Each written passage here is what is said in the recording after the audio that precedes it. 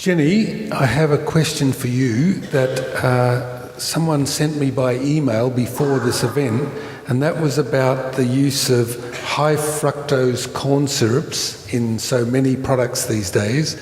I read a review recently that seemed to indicate that we should be showing some concern about the high level of fructose in some products. What can you tell us about that? Fructose, to me, when I think fructose, I think of the sugar in fruit. Apples, for example. About half the sugars that are in an apple are fructose. Most fruits, for that matter, have about half their sugar content, half their energy content comes from fructose. So does honey. A perfectly naturally occurring sweetener, honey, has about maybe 70% of its energy as fructose. So I think of the foods that we ate as hunter-gatherers, what our ancestors ate up to 2 million years ago. They had access to fruits and berries and honey. So fructose is a normal part of human diets. But your question, Bob, is about the fructose added to food. So in Australia, we actually don't use much high fructose corn syrups. They're the main sweetener in the US.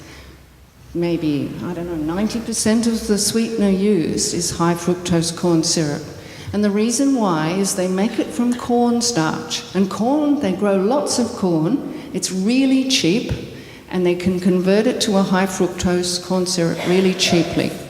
In Australia, we're a tropical country. We grow sugar cane. We produce sugar cane, the white sugar you see in a sugar bowl, and that's our main form of sweetener. Maybe 95% of the sugars we eat, added sugars we eat, come from that source.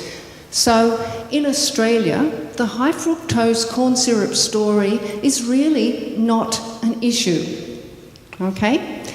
When we have a soft drink in Australia, it's made with cane sugar.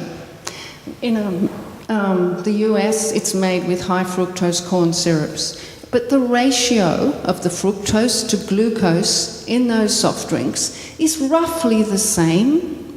And even though we start with sucrose, by the time you drink it, it's a mixture of glucose and fructose. It's a mixture because in the can, this normal auto hydrolysis takes place. So I guess the question is really all those added sugars in our diet, whether they're fructose or sucrose or glucose, are they doing harm? And my opinion is no, not at the levels in Australia that we consume. Our levels of sucrose intake are commensurate with what health authorities around the world consider appropriate, which is 10% or less of our total calories. There's room for a little bit of indulgence in a good diet. Thank you for that. With Christmas coming on, I'm sure we're very happy about that. Dennis, you want to add to that? No, yes, I just want to add, one point, and Jenny made it, but I wanted to make it a little bit more explicit. The product is called high fructose corn syrup. It doesn't mean it has high fructose, except in relationship to regular corn syrup, which has less fructose.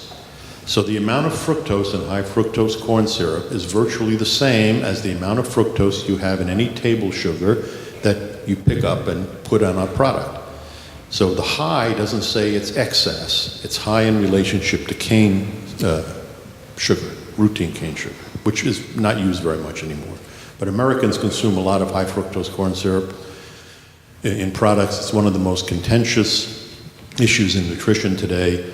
A great part of the contention is not the fact that it's high fructose corn syrup per se, but it's frequently in products that represent extra calories that one doesn't need in a society that's already become obese, okay? There are issues in which there are changes in blood lipids and things that relate to very high fructose consumptions. This is also generally not the case for most people, even though Americans consume, more than not. And there are people who believe, and there is certainly some data to support this, but also data against it, that somehow this particular kind of syrup makes you want more sugar than if you consume regular sugar. That's another highly contentious issue that is not settled at all. Thank you.